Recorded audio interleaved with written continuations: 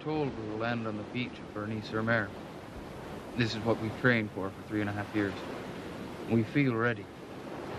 But we can't stop, even if our best friend is hit. There is no surviving the beach unless we overrun the enemy's defenses, and to do that, we have to run like a bat out of hell straight at them.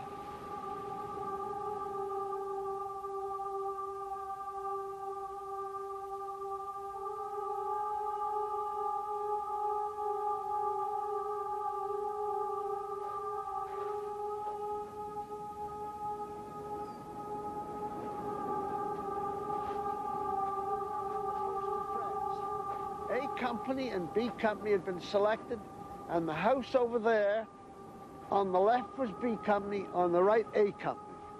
And we were to advance and take there, and just about here, over here, 2 or 3 fellas got killed with a machine gun fire, and they wounded me in the leg. Jack Simpson was hit. Then we rushed to the wall, and we were up and over the wall within about 20 seconds.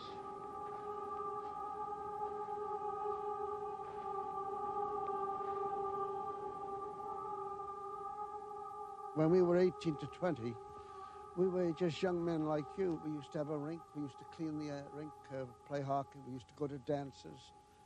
We'd do same things that we shouldn't do. We'd go for a few drinks, but they were never really any different than the young people today. You were no different than we were. Jack Simpson, he was probably my best friend. I knew he was killed when he got hit in the chest on the beach.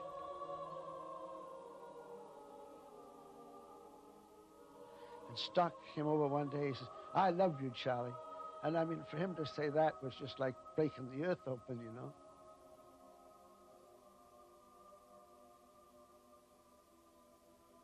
I think Catling was hit on the beach first, and then he was hit again on the railway.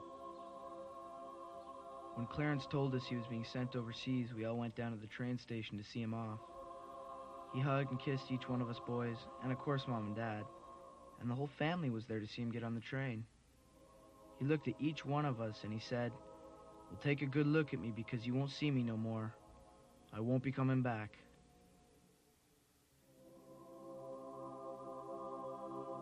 They'd have been excellent soldiers to have taken through to Germany and bring them home.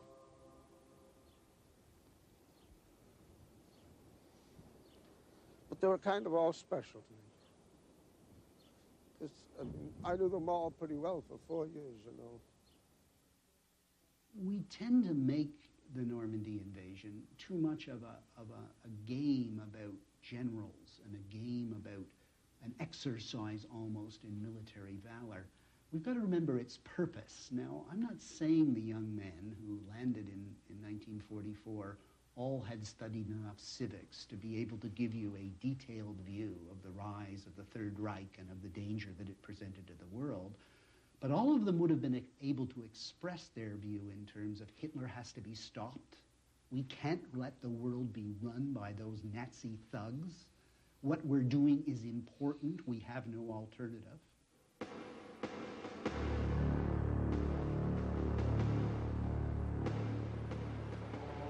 During training in England and Scotland, when A Company reached the beach, we all formed up under section and platoon commanders. Very neat, but we never practiced what we'd do if our officers and NCOs were killed or wounded and out of action. We are assault troops, and proud that when we attack, A and B companies have been chosen to lead the rest ashore, commanded by 2 brothers, Majors Elliott and Charles Dalton.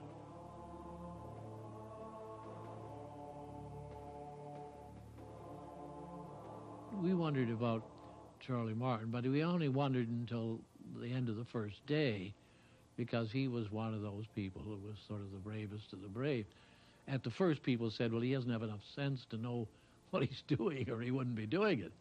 But he knew what he was doing, and he did it the right way. But he was a very, very brave man. He looked terrible. I mean, the company sergeant major is supposed to be the absolute acme of, next to the regimental sergeant major, the best-looking person. He had things tied on him and so on. But he was just one of those people that had a job to do, and he figured, well, I guess I better get on and do it. And he did, and he survived. Yes. I thought if he lasted 6 months, it'd be a miracle. Somebody asked me what kind of soldier I was. I said, well, not very good, but I could add a little color to it. I guess that would be fine. Yeah? I went my own way, I guess, that you could tell me what to do, and if I didn't like it, I did it my way. And that doesn't sound very like a good soldier, does it?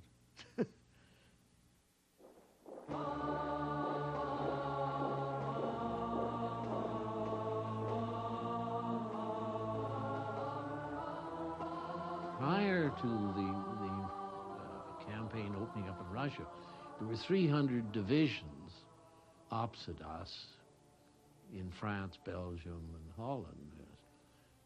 And when we went, they were down to less than 30. So they said they had a wall all the way around. Well, of course, you can't have a wall that long, or if it would take years and years. As it was, they just stretched the German economy to the breaking point because of the amount of reinforcing steel they needed. But they were very clever. They put the places where they had the wall, where they could be defended with the minimum number of troops.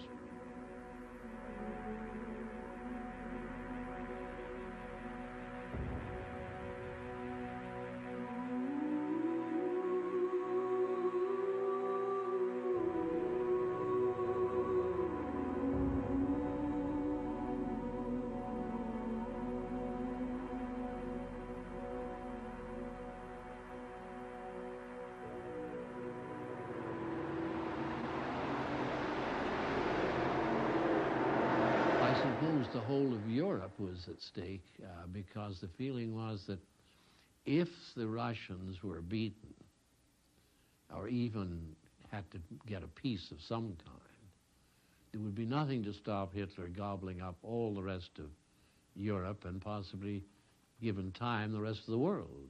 So that I think the average Canadian, certainly in my company anyway, felt that we were fighting an evil thing, and that decent people wouldn't tolerate it. They'd go so far, but the time had come when, as one of my men said to me, I didn't come 3,000 miles to be left out of battle.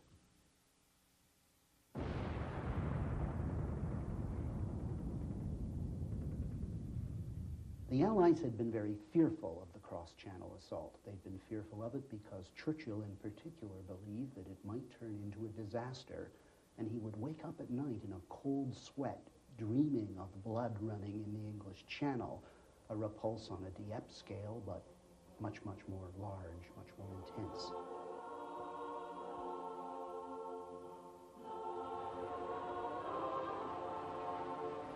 June 4th, boarding day.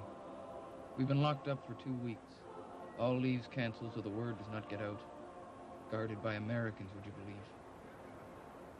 D-Day is set for the 5th. Everybody working on the docks knows we're on our way. And give 'em hell, Canada. Remember Dieppe, and that sort of thing. I learn that I'm in charge of one of the assault crafts, and that we are to arrive in darkness just before first light. Everything else in this huge armada of ships and planes is in support. We knew before we got on the boat that we were going to France, and we knew we'd seen the maps of the shore, but now we knew the names. We knew.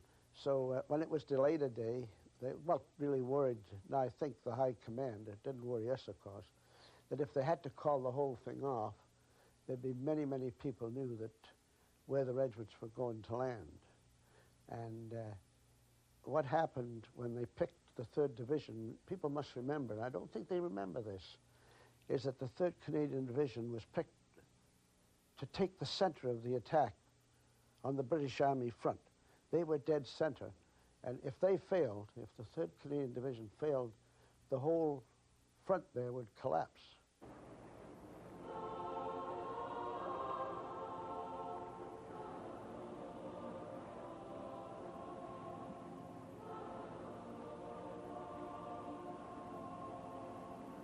I turned to my brother and said, well, good luck, I'll see you tonight.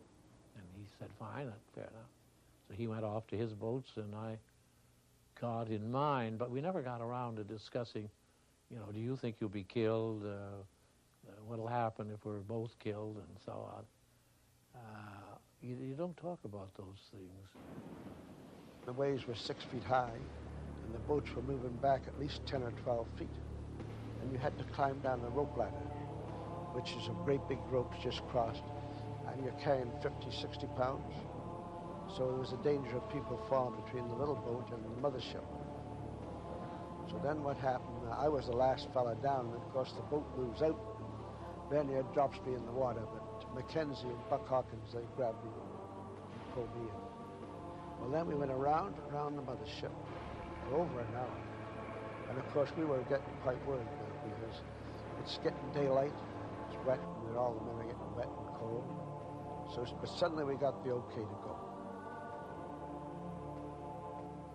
The Channel is a terrible place, very uncertain, and does very unpleasant things without any warning whatsoever. I had been there and seen both Dunkirk and Dieppe take place, and I wasn't filled with any great encouragement about water landings. It didn't seem to me. You see, the last time a really successful one was carried out was when William the Conqueror took England. And that's 1066. That's rather a long time between landings.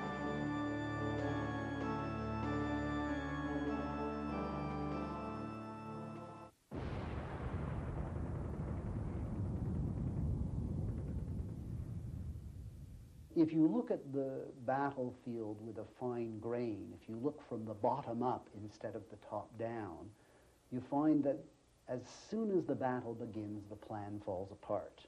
The friction of war takes over and the fog of war takes over.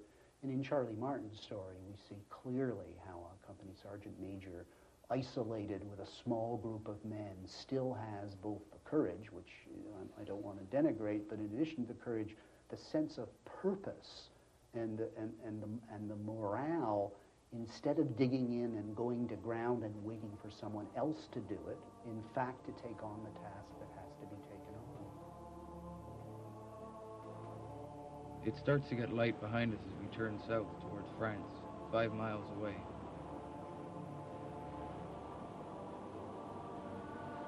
We move further and further away from the mothership, and it comes as a shock that suddenly there's just an awful lot of ocean. I look at the men in my boat. They're closer than friends, more like brothers. I realize that some of us will soon be dead. We'd been told the Knights of Columbus Canteen would arrange to wire flowers back home. To who, I thought. But now I decide I'll send flowers to my church outside of Toronto whenever anyone in A Company dies, so Canon Banks can say a prayer. I feel better.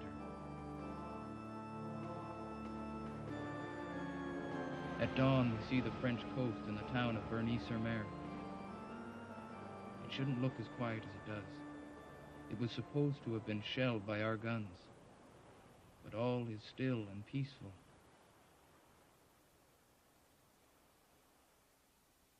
Just remember, there was only 250 men from a mile beach, 10 boats, and when you spread them out on that beach, they just looked like little scattered flies. And it was probably the loneliest. When you were here, you were all alone.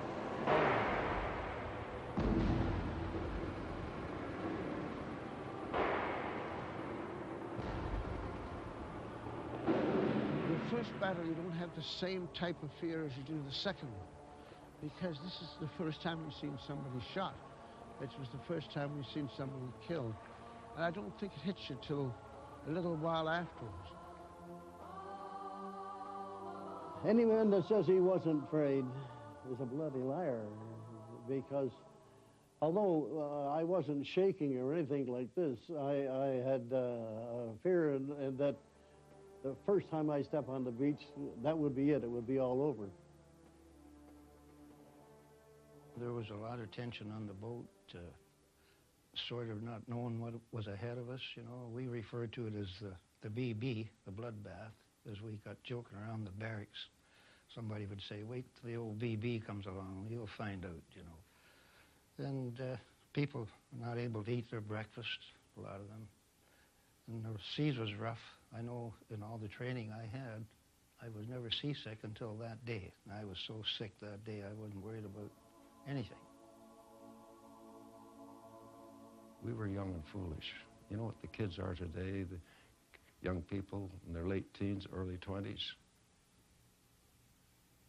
You may think they're irresponsible. So are we. We had both angels and devils with us. We were kids. And kids don't get afraid. They don't become frightened. We were invincible. We were invincible in our minds.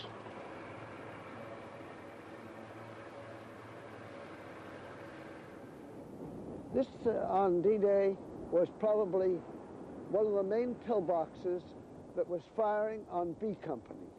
This particular company, this particular pillbox here, had a heavy machine gun and was firing up the beach, and it fired and probably caused about 50% of the casualties of B Company.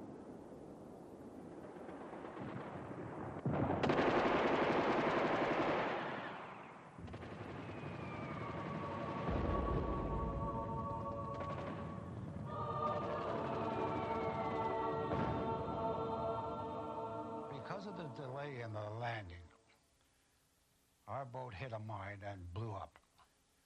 And it was actually the front of the assault craft where the officer, our lieutenant, was. And he fought like a devil to get the ramp down, even though we were still in deep water. And I turned to one of the tallest men in my platoon and said to him, "Here, you leap overboard and see how deep it is." No hesitation whatsoever, away he went. And it came up to about his chest, so I just shouted, "All right, fellas, let's go." And away we all went, scrambled over, up about chest deep. Some of the shorter men were the water was more likely up to their neck. But we all got to the beach, and we were soaking wet, and some of the fellas got hit on the run into the beach.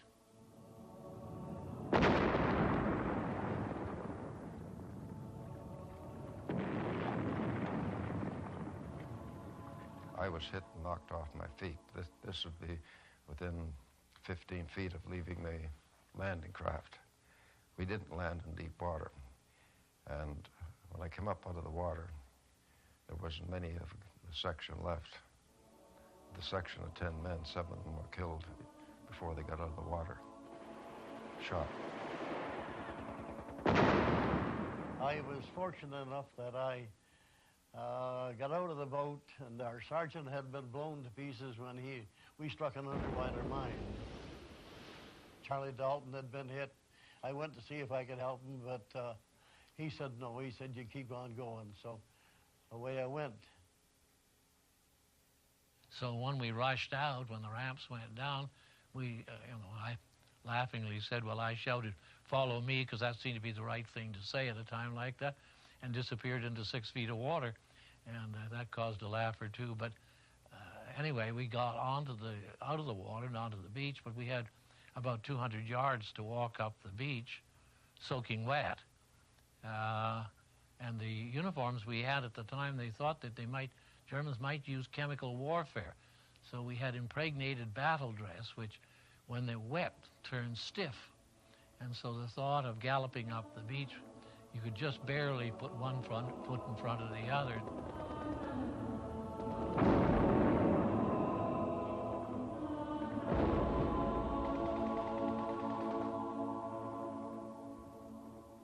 I watched my sergeant, a Jewish lad, Freddie Harris, first out of our craft, never got out of the water. Johnny Gibson, my corporal, never got out of the water. Fred Eamon, rifleman, never got out of the water. Ted Westerby, never got out of the water. John Kirkland, Boynton, neither one of them got out of the water. Doug Reed, my number 2 on the gun, never got out of the water. Al Kennedy, we got Bren Gunner, never got out of the water. Doug Reed's brother, the 2 of them are buried in 6 feet apart at Benny Samar at the cemetery. These are people these are only my guys, my tent, my section.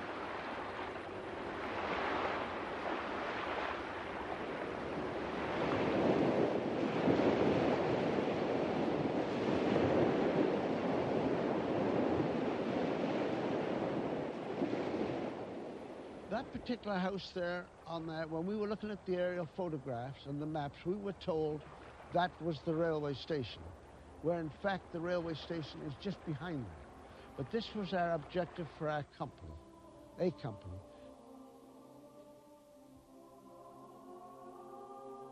As an officer, your biggest fear, other than the fact that you're scared you're going to be killed, but what is more fear is that you're not going to perform. I mean, here you are, particularly in an assault landing. I mean, there's nowhere to hide. There you are on a beach, nothing you can get behind, no nice trees lying down that you could... And so you have this terrible feeling, will they follow you? Now, we had trained together, the man and myself, for 2.5, 3 years, and we knew each other like the back of our hands. We were all volunteers. You have to realize that we were the only army that was all volunteers, was the Canadian Army. Everybody else was a conscripted army. But everybody we had was there because he wanted to be there. And so you had this feeling that if they were that keen, you had a grave responsibility in commanding them. And I remember about 3/4 of the way up to the wall, I finally sneaked to look back, and there were a whole line of people lying on the beach. And my first thought was, they've gone to ground. They didn't follow me. And then I realized that they hadn't gone to ground, they were casualties. And that these machine guns, which were still firing, were shooting at the ones that were lying there wounded and dead. And those they hadn't killed in the first breath, they were killing then. There's nothing prepares you for this. I mean, it's something that happens, and you just have to try and react as if it was a normal situation, which it isn't, because these are not only your soldiers, but they're your friends, too. There was 3 guys carrying a ladder just to the right of me, I guess 10 feet away. 3 guys carrying a long, heavy ladder to get over the wall, which we didn't need at all. The first guy, I guess, stepped over the mine. The middle guy stepped on the mine, and he just became a mass of red. I could hear him screaming for 10 or 15 minutes later after I'd got over the wall. All I was worried about was how fast I could get to that wall.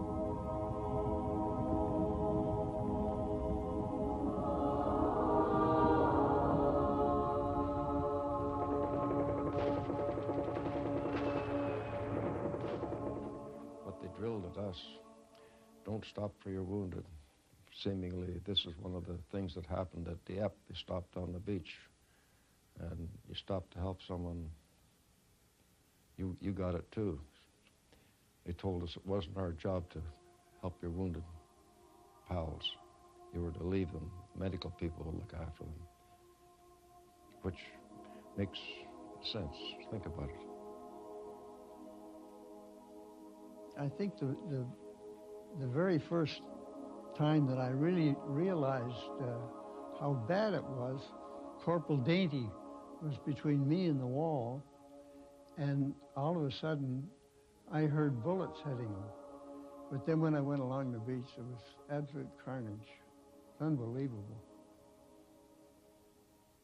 There were people dead in all different positions, and there were some who were just barely alive, and they were just getting to them with the stretcher bearers and starting to give them morphine and fix up what they could and get them ready to evacuate.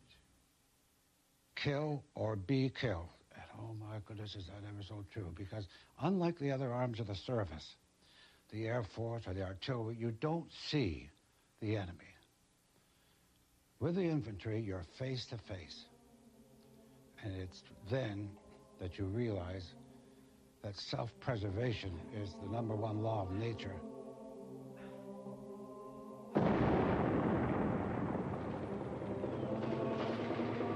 I was in a trench that we dug, and I come from a fairly religious family, and we followed the 10 Commandments, and my mother and father made sure we did, and we were a well-disciplined family. And I always remember, thou shalt not kill. And I said to myself, Dave Kingston, what's happened to you? But that soon passed. It's a strange sort of feeling when you realize all of your friends are wounded or dead, and of course you've never experienced this type of thing before. You're not really mad at the enemy, but you want to get even. That's the way I felt.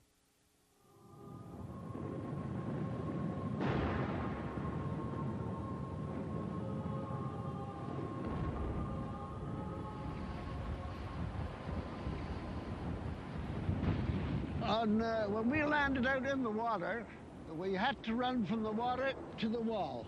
And this wall was about up to this high, about 6 feet. And Jack Simpson got killed right beside me down by the beach, or he was badly wounded.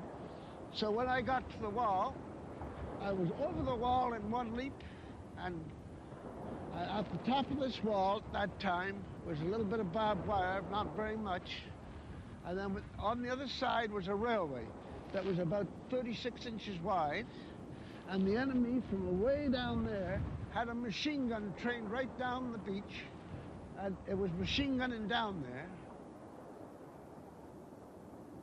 I went right straight for the wall. And I got under, there was a concave wall like this, and he couldn't bring his guns down low enough after I got up underneath the wall. And then a young officer threw a couple of grenades in through the parapet that killed the men who were in the German bunker.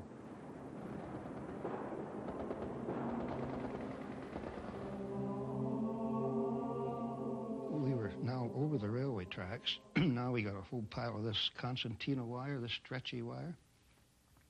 And to go through that, you lay on your back with your wire cutters, and as you cut the strand, it opens up. Now, you've heard the story before? Well, the NCOs were the only ones that had wire cutters. Now, it's something like Wasaga Beach. It's just a little beach town. Only all these little cottages were lined with concrete and guns and all that kind of stuff. And it was desirable for us, there was more cover for us to move to our left. So the chaplain I left, his name was Bert Shepard. He just died a couple of years ago, cancer. Charlie Martin was on my right. He had the wire cutters. So he hollers to me out loud. My nickname was Boots. He says, "Boots, I'm going to throw these wire cutters over you. Watch for them, then you throw them to Shep and tell him to cut a hole through that wire. We'll all make a run together." And Shep hollers back, and I can't repeat the words. He says, "But did you tell him to go to you-know-what?" He says, "He's making more money than I have. Let him go first." Can you imagine remembering a thing like that and all that stuff flying around?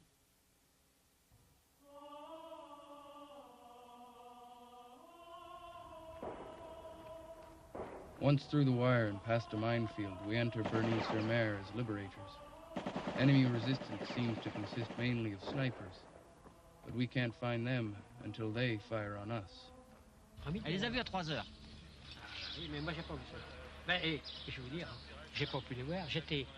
Moi, je les ai vus drôlement parce que j'étais malade cette journée-là. J'étais malade pendant, ça faisait 8 jours que j'étais au lit. Donc vous avez pas pu les voir. J'étais dans ma chambre. C'est quand j'ai entendu du bruit, j'ai entendu le char passer. C'est comme ça que je me suis levé. Et je les féliciterai. Et je les féliciterai parce que bon, ben, il avait du courage. C'était des jeunes. C'était beaucoup de jeunes, des jeunes de 19, 20 ans, 21 ans, 22 ans. C'était tout jeune qui étaient là. Je vois encore le soir même du 6 juin, un Canadien arrivait, un jeune Canadien arrivait et dit auriez-vous, il demande à ma mère, parce que mon père était prisonnier, auriez-vous un peu de bois pour faire une croix à mon frère qui a été enterré, qu'on a d'abord, que ma mère a entretenu la tombe pendant, jusqu'à qu'il les enlève, si vous voulez. Vous savez, j'ai certainement peut-être donné le sacrement des malades à des protestants, si fort possible. Vous savez, quand vous n'avez qu'une carte avec un gars qui ne peut plus parler, ben, vous faites... Le bon Dieu fait le reste. Bon, vous faites ce que vous pouvez, le bon Dieu fait le reste. Qui est très précis. L'un a dit à ma sœur, je crois que c'est à ma sœur, je ne suis pas certain que ce soit à moi. L'un a dit à ma sœur, surtout quand mes parents viendront, comme je vous ai dit, dites-lui que je n'ai pas souffert. Dites-leur que je n'ai pas souffert. Bon. Bon, enfin, bon, il a beaucoup souffert.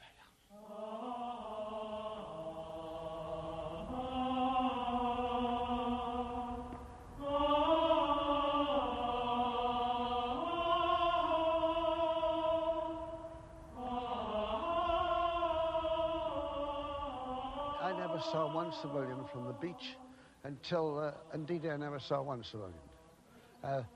I've heard people talk about people on bicycles, but the advance company, what really happens with the advance company, there are bullets flying around, and they all stay hidden until we've gone through. Then the next wave, or the third wave, they come out to speak to the people that are coming behind.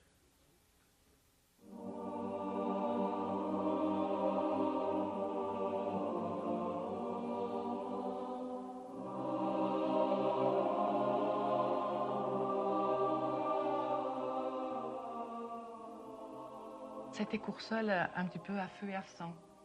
Et il fallait rendre cette ambiance. Et bon, ce tableau m'avait été demandé pour une exposition.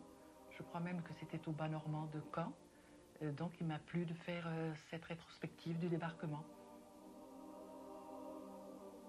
Les Anglais, très rapidement, ont monté des hôpitaux sous toile, dans le centre de Madame Mézès, qui est une propriété à Grès.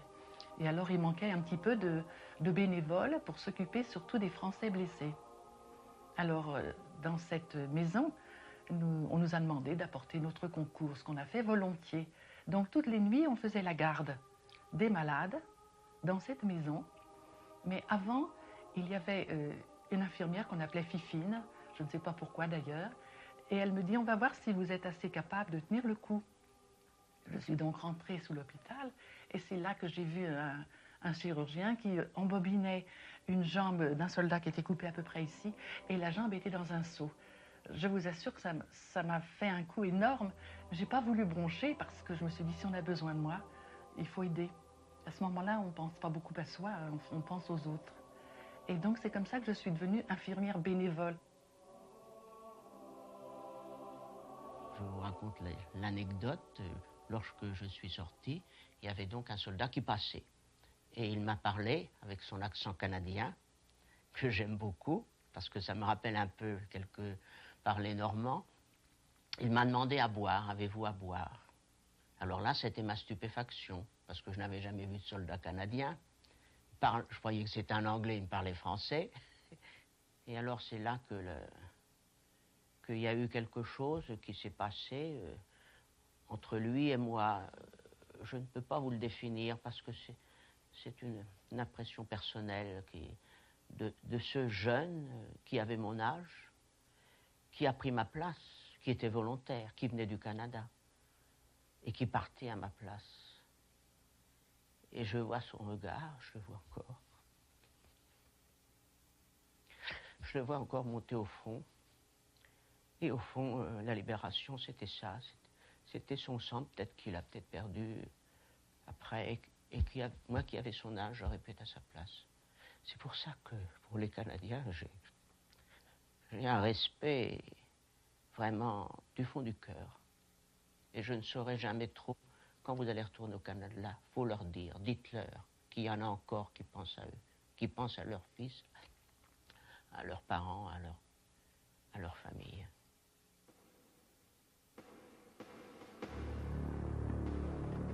It's less than an hour since we landed. All the NCOs in our boat are dead. So I asked Jimmy Sackfield to take a section behind the houses while the rest of us go down the road.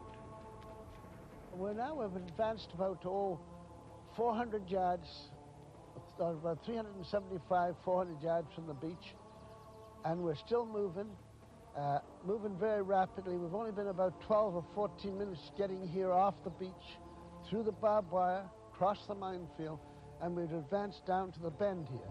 And of course, as soon as we got to the bend here, we could see the church. And we expected a fair amount of fire from the church. Right here, we got one burst of fire from a little bit on the left from the window.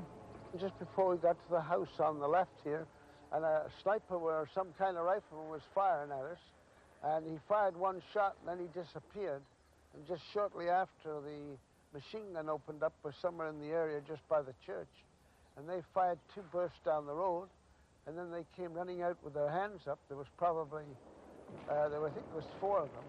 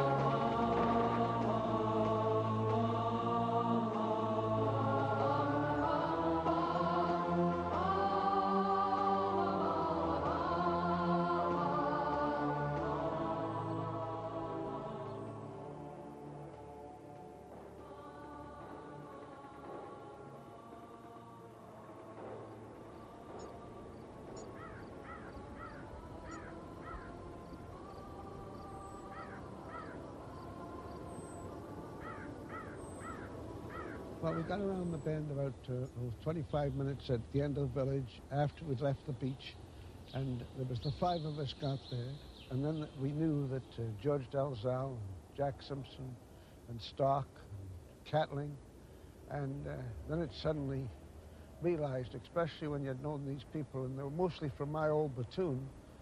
I'd known them all for 4 years, and I just went behind the stone wall. I couldn't help but cry.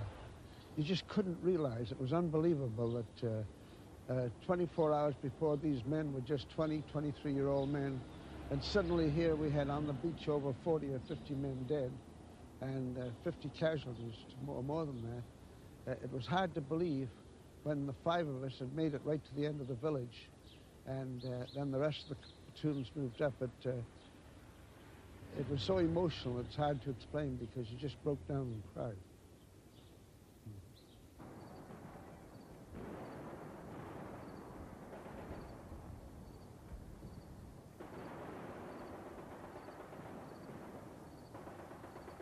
Even after dark, D-Day is still not over for us. Just before midnight, there are shouts and machine gun fire. An enemy patrol infiltrates our position. It's our first night fighting. The enemy knows where we are, but we don't know who's the enemy and who's not.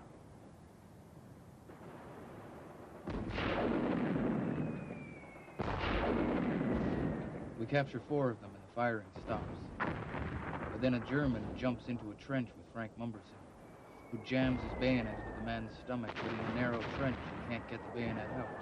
And they're both yelling like crazy.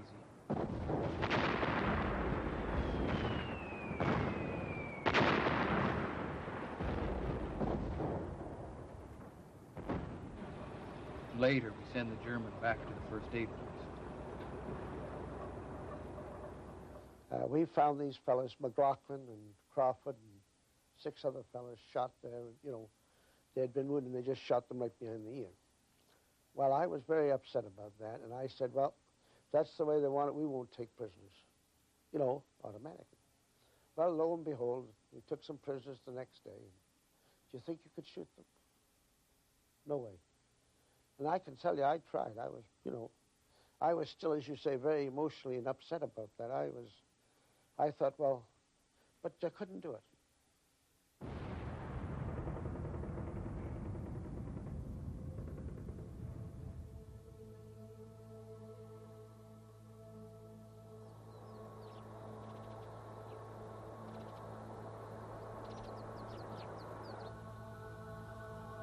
I got a letter from my church, from Cannon Bank, saying he'd said a prayer when my flowers arrived for all those in A Company who had been killed. He reads my letters aloud in church. The letters we get tell us we're in the thoughts of the people back home. I want them to know they're in our thoughts, too. No other Allied troops have been away for as long as we have, and that makes us think of home a whole lot more.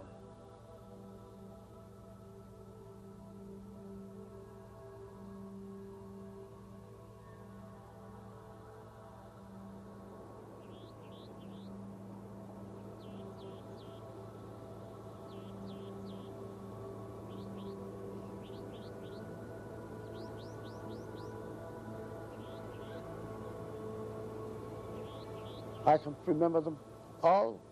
I can remember every one of them very clear, but I can remember more than that. I could take you to Boulogne, and I could take you to the street, I think, in the building where Jimmy Young and Steve DuBois were killed.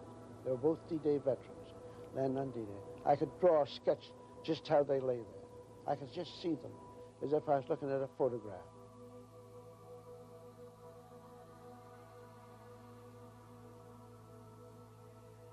Jimmy Sackville, he got hit in the left shoulder. He was wounded, very bad, and we thought we'd saved him. We gave him 2 shots of morphine, but he died of wounds. Jimmy Young, he was unbelievable, Jimmy was. He did a road job at Carpiquet. He helped me carry the 51st Division wounded off when Germany was wounded. And then he was killed, as I said, at Boulogne. You know, our Corporal George Dezelle, that was sad, you know. He was the company clerk, and he wanted to go in on D-Day, you know, with the boys. And he didn't have to go. I was really upset when he was killed. Well, Gil May, I knew him fairly well. My wife knew him, too, and we knew his wife, of course. He married an English girl. He was killed on D-Day. I'm not sure whether it was mortar fire, but over by the rocks. I didn't see him killed, but I know he was killed over from the right-hand boat.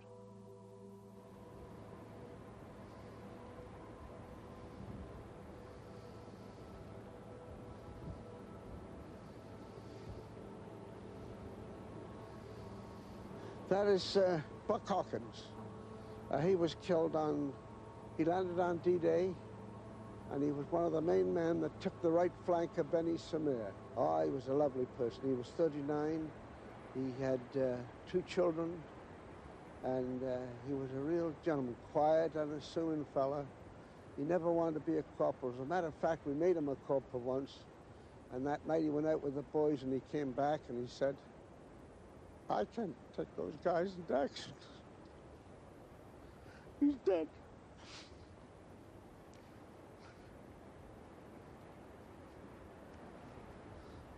But he's a wonderful guy.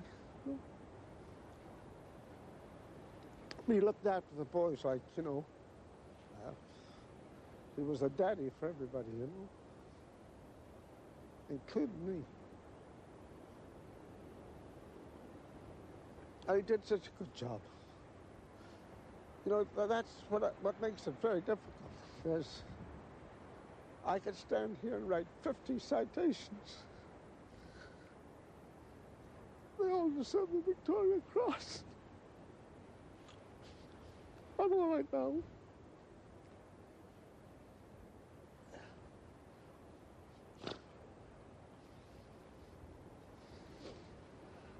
But he loved his family and his country.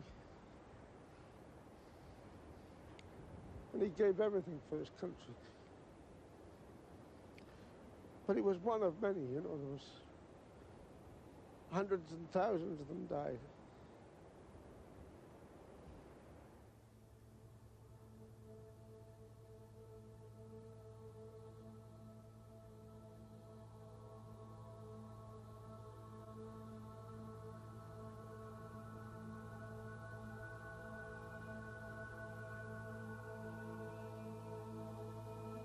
So many have been taken, I have an idiotic thought. Why is it done this way? 4 years of training and living together with a common purpose. Friends who are like brothers. Now half are lost.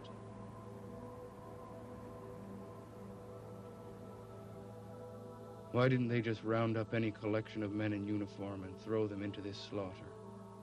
Why these, when anyone, somebody else, but not these men, could have paid this price? In grief, there is not always good sense. It is one of those times. And yet, in another way, a kind of miracle has happened. The Queen's Own Rifles, 800 of us, despite the painful price, have been successful today. We have no idea how the Americans, the British, or even the other Canadians have fared, but there's a pride in what we've done, although darkened by the terrible losses and the realization that this is only the beginning.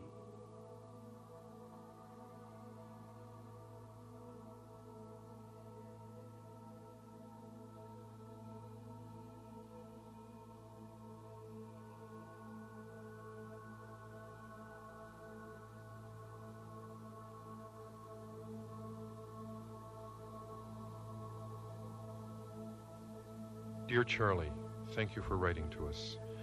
It's grand to know that our son had the esteem and the confidence of his buddies during his life. We thank God he lived a good, clean life and did what he could. Dear Charlie, we were so happy to receive your letter and to know a little about my brother, Amos Regan. We felt so utterly helpless out here when we heard of his death. The circumstances were very tragic to us. Amos's wife Shirley gave birth to his son the very morning Amos was killed. I didn't know what that meant. I thought maybe he wouldn't be coming back for a while, but somehow or another, I guess he knew that he wouldn't be coming back ever. I wonder if you could write again, Charlie, and let us have some more news of Jim. What was it he did on D-Day that made the Toronto paper call him a hero?